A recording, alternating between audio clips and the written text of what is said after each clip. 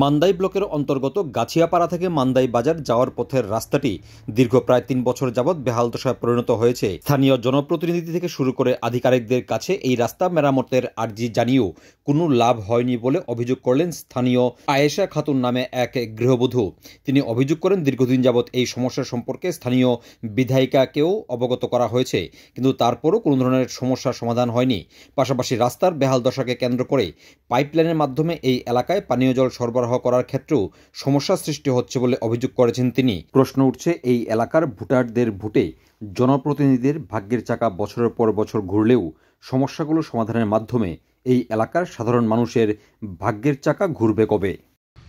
এই রাস্তা মান্দাই বাজার উড়ে এদিক দিয়ে আর এদিক দিয়ে স্কুল অব্দি মান্দাই স্কুল, তারপরে এই মাঝখানে জায়গাটা যেটা ভাঙা ছিল এটি মেরামতের জন্য আমরা অভিযোগ করছি।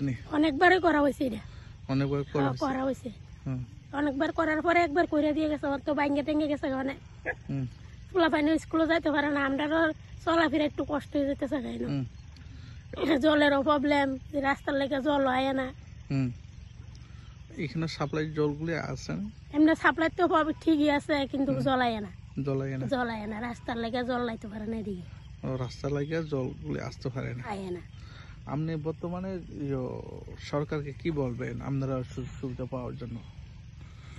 আমরা অনেকে থাকো মনে সরকারের কাছে, আমাদের কাছে এর দূরই চাওয়া, আমরা রাস্তাঘাটটা ঠিক করে দেখ, জলটা ঠিকভাবে পাই। আমরা সরকারদের অনেকবার করতেছি, পাইতেছি না।